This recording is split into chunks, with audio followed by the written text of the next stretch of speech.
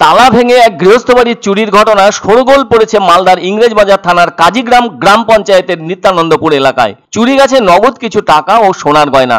এমন চুরির ঘটনা ঘটেছে সোমবার রাতে ওই এলাকার বাসিন্দা বাবুলাল ঘোষের বাড়িতে।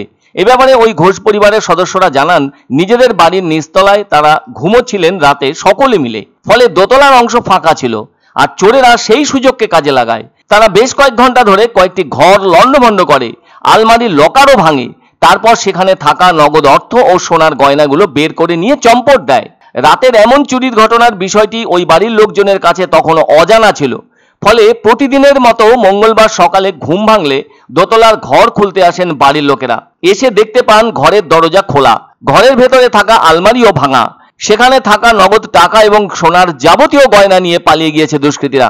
এরপর ঘোষ পরিবারের পক্ষ থেকে ইংরেজবাজার থানায় ওই চুরির ঘটনার কথা জানানো হয়। অভিযোগ পেয়ে পুলিশ ঘটনাস্থলে এসে সমস্তটা পরিদর্শন করে তদন্ত শুরু করেছে।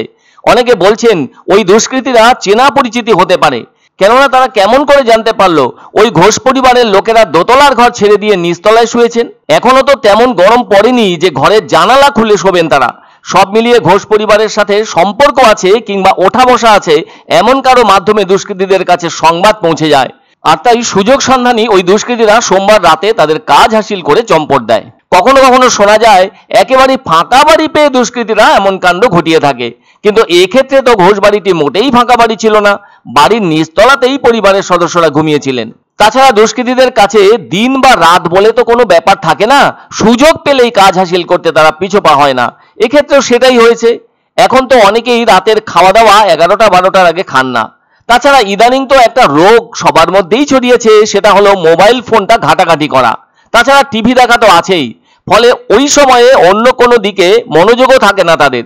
সব মিলিয়ে বেশি রাতে ঘুমানোর অভ্যেসও তৈরি হয়েছে অনেকেরই, ফলে ঘুমটা গভীর রাতে ভালোই হয়ে থাকে। এটা তো ঠিক, সেই ঘুম চট জলদি ভাঙে না। আর দুষ্কৃতীরা হয়তো সোমবার রাতে তককে তককে ছিল, তাই রাত বাড়তেই তারা তাদের কাজ হাসিল করতে সক্ষম হয়। সত্যি তো, বাড়ির লোকজন ভাবতেই পারেননি যে তাদের কাছে সোমবারের রাত কালো রাত হয়ে উঠবে। এখন তো পুলিশ তদন্তে নেমেছে দুষ্কৃতীদের খুঁজে বের করতে। কবে দুষ্কৃতীদের গ্রেপ্তার করা সম্ভব হবে পুলিশের পক্ষ থেকে, সেটাই দেখতে চাইছেন পরিবারের সদস্যদের পাশাপাশি ঘোষ পরিবারের প্রতিবেশীরাও। চুরি করে আমার বউর মালা ছিল, তারপরে আমার বিয়ের আংটি ছিল, চেন ছিল, আমার ছেলের বিছা ছিল কোমরের, তারপরে গলার দুটো সোনার গোল্ডের মালা ছিল, তারপরে পলার আংটি ছিল 4-5টা,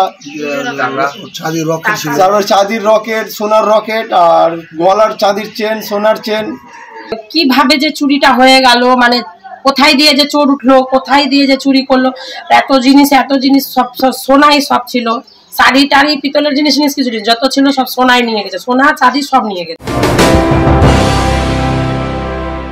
এক অন্য অনুভূতির স্পর্শ পাওয়া যায় রয়কো ব্র্যান্ডের গেঞ্জি ও জাঙ্গিয়ায়। তাই ছোট বড় সবার পছন্দ রয়কো গেঞ্জি ও জাঙ্গিয়া। প্রস্তুতকারক জয়মনি হোশিয়ারি, কলকাতা। পছন্দসই সেরা খাবার খেতে হলে সোজা চলে আসুন রুচিসম্মত আধুনিক মানের রেস্টুরেন্ট রাজদরবারে, কেননা এখানেই আপনারা পাবেন ভোজনের রাজকীয় অনুভূতি। শুধু পুজোর সময়ই নয়, সারা বছরই রকমারি খাবার সরবরাহ করাই এই রেস্টুরেন্টের আভিজাত্য। আমাদের ঠিকানা রাজদরবার, রাহুতবাড়ি, বাবুপাড়া, জলপাইগুড়ি।